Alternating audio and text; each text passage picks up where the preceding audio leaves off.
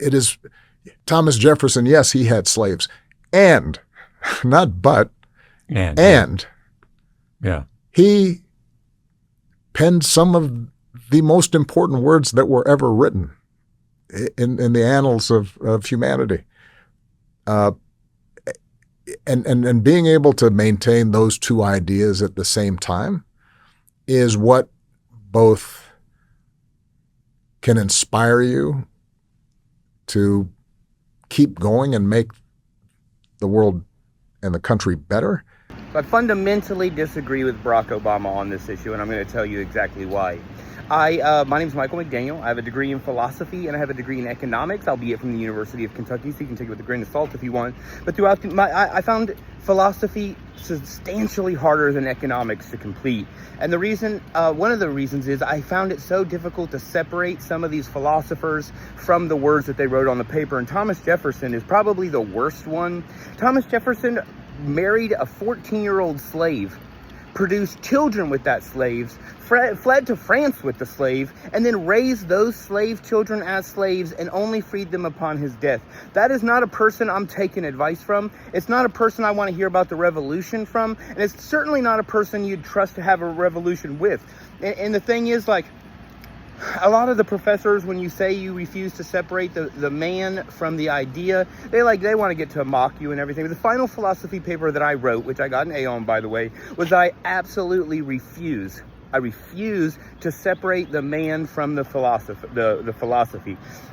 And I'll give you the best example. And the example that I used in the essay was Jean-Jacques Rousseau, an Enlightenment philosopher. Here's a guy who, when they were storming the Bastille during the French Revolution, people had copies of his book, his essay, in their back pockets. Here's a guy who they claim is the first person to say all men are equal. But it's just not true. And then the point that I made in the essay is I assume that there was a lot of slaves prior to Mr. Rousseau who believed that they were equal and should be free. They just didn't have a voice to write it down. And another example is, Jean-Jacques Rousseau never married his life partner. He never taught her to read or write. And every child they had together, he made her give up to an orphanage in Paris.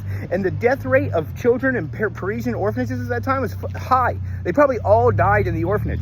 So you have this man who says that all men are free and equal except for women. And also, I'm just a philandering piece of shit who can do whatever I want. Or some of these ancient Greek philosophers who were child molesters, and then people, the professors, they want to justify. Say, oh, but what about let's talk about it from the children's point of view then. I sincerely doubt that those little boys wanted to be having sex with old Greek philosophers, whatever the attachment was between the two of them. And then we get into Thomas Jefferson, and Thomas Jefferson was just a piece of shit. So we have these, my main thesis in my final essay was, what good are ideas that no one can live up to?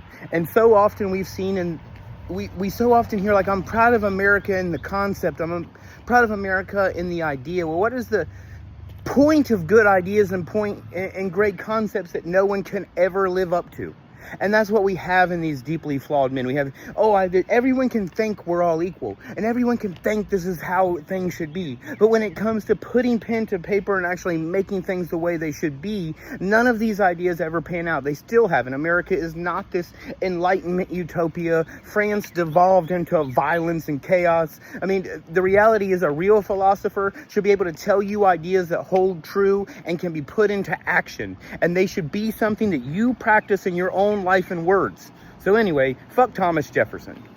For real, fuck Thomas Jefferson.